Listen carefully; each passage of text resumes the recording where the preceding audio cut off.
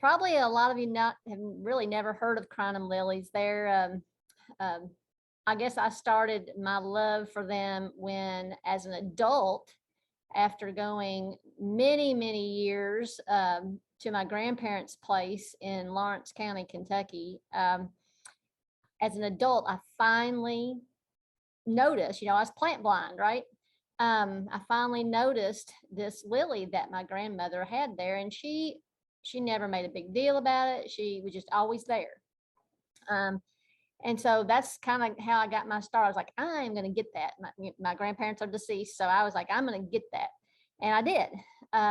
So that just started my love affair, sort of, with crinum lilies. And I'm a big native plant person, but I love my crinum lilies. So let's talk about what it is. It is well, I'll tell you what. Let me show you a book first. All right. And this is the book. Can you, oh gosh, it's blurring, isn't it? It doesn't have, it's called Crinum, Unearthing the History and Cultivation of the World's Biggest Bulb. And it's by a farmer called, his name's Farmer, Augustus Jenkins Farmer. And he's got a nursery that will sell you all the crinum lilies that you want. But anyway, there's some information out there on the internet, but I decided to buy his book, and he's had a couple of them, and it's just been really interesting to read. I just got it like the day before yesterday, so I haven't got to read it all the way through. But anyway, and I had a class on crinum lilies, and I ordered from him, and we just talked on the phone. He was more than willing to talk on the phone to me about them. But anyway, let's go ahead with the slide here. The picture on the left is my grandmother, my Dorothy, I call it Dorothy's crinum lily. And it looks like that. It's pretty gangly. And of course, there's a lot of weeds. That's my house though. But these are in the amaryllis family, and you can tell because the flower looks just about dead on an amaryllis. And even though you probably never heard of this genus before, look at that. There's 180 species in this genus. So it's all over the place. They are a huge bulb, and I'll show you some pictures later on. Can be a huge bulb. You can buy them small, but you can also buy them softball size, tennis ball size. And since there's 180 species, they're not all going to be the same. So they grow in deserts. They grow all over the place, some underwater. And if you've never heard of this before, they're called cemetery lilies, ditch lilies, spider lilies. All those are kind of, just generic terms for these lilies. So they do, and you can see the picture on the left, they do produce these strap-like leaves. Now, again, depending on the cultivar that you get, the species you get, that can change. They can be very thin, they can be bigger than that. Again, just they can be very different. And this is more of what we consider a southern plant, but it's like a peony. You think of a peony as being at somebody's old home place and surviving even after the house has been overtaken by trees and whatnot. These will be around forever. They'll outlive you for sure. They'll outlive me, I know. These are just really interesting, and some of these are very, very hardy, and we'll talk about more of that. They're grown in many climate zones because they're from mainly Africa and Asia. South Africa mainly are the ornamental types that we use in the garden. We do have one species that's native to the United States. It's like a zone 8 or 9 plant that will never grow here. It's called Crinum americanum. But it's kind of interesting how they think that these crinum lilies got over here, and it's through the slave trade route, because they came from South Africa along the Orange River. I don't know my African geography. I was telling before I fail at Jeopardy questions on geography. But anyway, it's from the Orange River area. And so that's the way they got brought over here, because you can bring them along with you. And the other thing that's great about these lilies are they're fragrant most of the time. Not all the time, but and also if you go out in the evening, like I went out last night and was sniffing on my lilies, and it seemed to me like they had a lot more fragrance in the evening than they do during the day. All right, so this is just a Greek, it comes from crinum, the Greek word that means lily. And here's what I was talking about. The Crinum americanum is the southern swamp lily. It's not gonna, you're not gonna grow that here, but we do have Crinum bulbospermum, which is considered the orange river lily.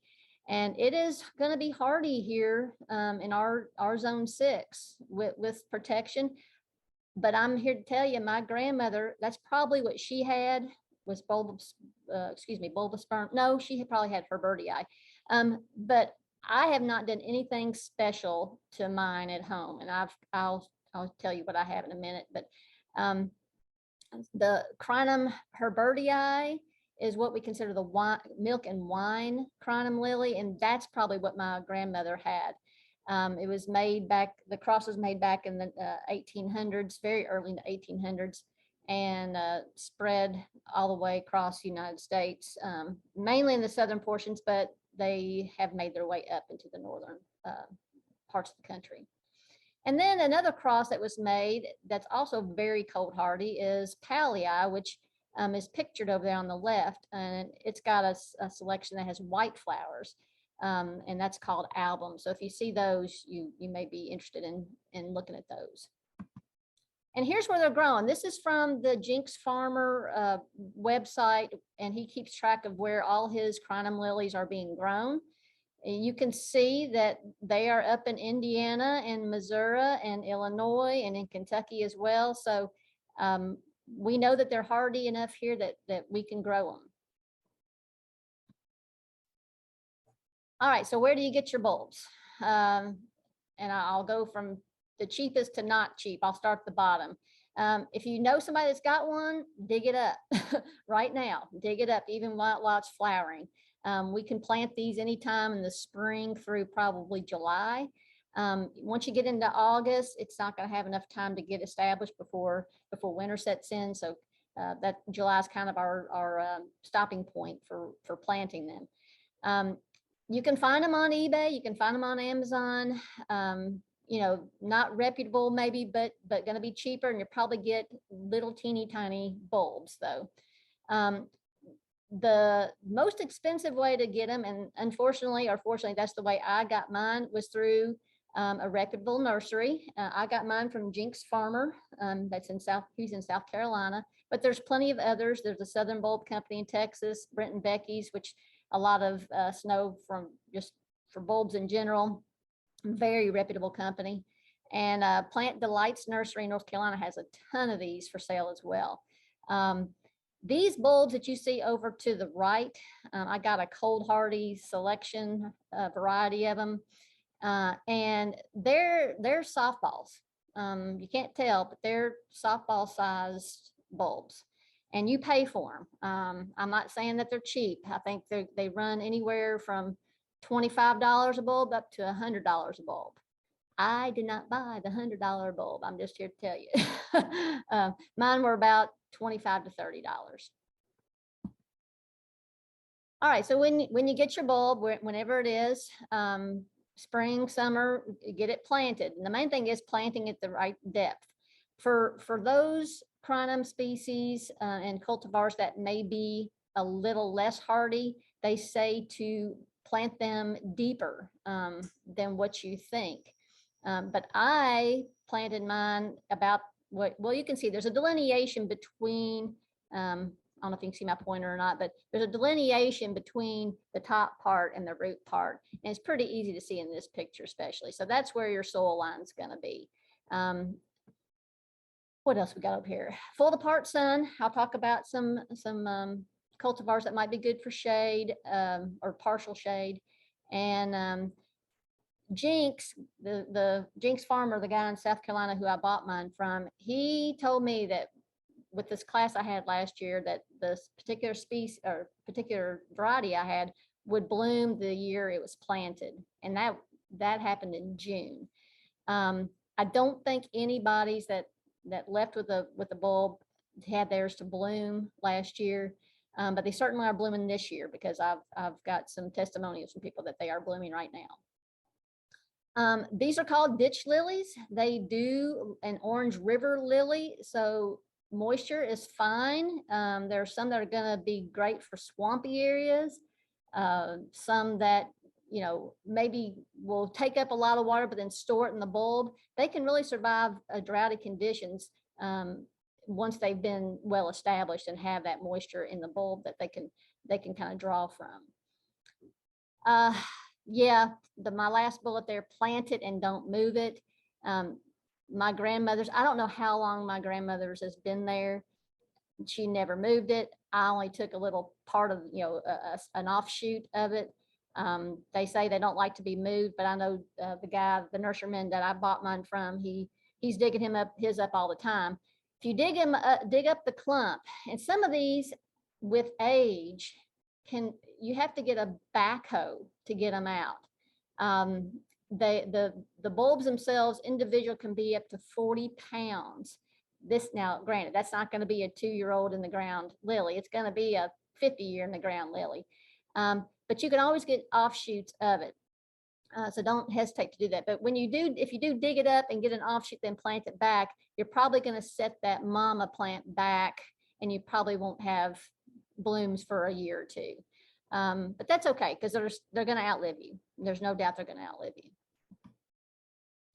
In containers, yes, Jinx Farmer, he was my reference point. He was like, he's got a whole chapter in that new book I was showing you about putting them in containers. So don't be afraid of that. You know, you have to choose the right size container for the bulb that you got. One of my references said that if you've got a 2-inch bulb or 3-inch crinum bulb, you want to do that. You want to have a container that's 3 times the size of the diameter to hold that plant. But anyway, just make sure you got the right size pot to hold the crinum lily. And yeah, I say forget to water, no problem. Yes, I mean, once it's established in that pot, sure, you can do that. And of course, with these containers, you can grow, there's so many species that we can't grow because they're not hardy here, but you can grow those in a container and then have them overwinter in a basement or something like that. So that's the beauty of containers as well. You can still have some really interesting non-hardy crinum lilies, even in zone 6. So in his book, he had some pictures about what to pair with it, because these leaves can be pretty in your face. There are diminutive types too. This one's just a nice, this coloring is really nice right here, Queen Emma. And so is this one, this Menehune over here. He's got peppers, like purple ornamental peppers planted around. And that's something that you'll have to kind of mess with because he talks a lot about companion plants. I'm not a flower person at all, but I do like my lilies. But, you may have to mess around with what looks good to make that crinum lily stand out, but not look awful when it's kind of done. And then, these plants can be very large, we're talking 5 and 6 feet tall with the blooms, not necessarily the leaves. The leaves can be 3 to 4 feet long, but they're going to top out, some of them at 5 and 6 feet. But if you have a small garden, you don't want that big of a crinum lily. So here are some that top out at 2 to 3 feet tall, which is small in the crinum world. And there are some, as you see down there at the bottom, this West Indies Mini is only 6 inches. And one that is in his new book is 18 inches. So those are very well suited to small gardens or small containers. But do keep in mind the hardiness of some of these. Some of these are not going to be hardy in zone 6, so you will have to be able to protect them or move them inside. And shade, if you have partial shade, full shade, it might be a little difficult, but there are shade tolerant species. And as you see over there on the left, the Morii prefers shade from the afternoon sun. It might go dormant. The Asian crinums are good for shade, and the Jagus ones are have got really nice foliage and are very well suited for shade. Of course, any horticulture plant person knows that with less sunlight, you're going to have less flowers. So just keep that in mind. You may not have one that flowers the greatest in the shade, but it may work fine. And here are his favorites for the shade. And you all have that list. I know that you can access the PDF file of this, so you don't have to write anything down. Let's keep going. This is the one that I gave away for my Crinum class last year, and the Cecil Hudashell. I'm probably murdering that name, but anyway, he again, Jinx Farmer told me that this is the most floriferous one, and it is very hardy here, actually to zone 5, and we're in zone 6, so it should work without any problem.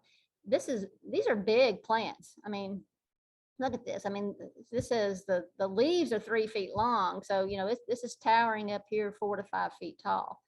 And this is my grandmother's lily, just from the top. I just wanted to show you, you know, there are, you know, if you count the number of flowers around here, plus the ones still tucked inside, there's 20 flowers on one scape, which is pretty amazing. The flowers only last for about a day, maybe 2 days, and that's about it. But they're really interesting. If you want white color, the Palii album cultivar is extremely hardy, so you can plant all that you want. Again, we're talking about 4 and 5 feet tall, so be sure you have room for it. And this is one that Jinx Farmer and I think Plant Delights offers, this one called Aurora Glorialis. It is a bulbospermum, but it's a selection of bulbospermum, so it should be very, very hardy in zone 6. And this is an interesting one because the flowers start out white, and as they fade to pink. So that's different. And this is, again, my grandmother's, just so you know. I think it's nice. This one over here is one I planted last year, and this is Pink Flamingo. It didn't flower last year. I planted it in probably May, but this year it is looking good. And some more close-up pictures of the Pink Flamingo. The bulbospermum has, which we refer to as Orange River Lily, has these leaves are more pointy, not as wide, and it has a blue-green color too. So most of these bulbospermums, whatever cultivar you might get, may have interesting foliage. They all have interesting foliage, but it's just different interesting foliage. And up here is just a picture of the emerging flowers as they come out. That can be pretty in itself. And again, just showing off my grandmother's because I absolutely love it. So here's the thing. Here's the USDA hardiness zones. The main thing is just to know your zone. Pay attention to the hardiness ratings that you get from these reputable nurseries.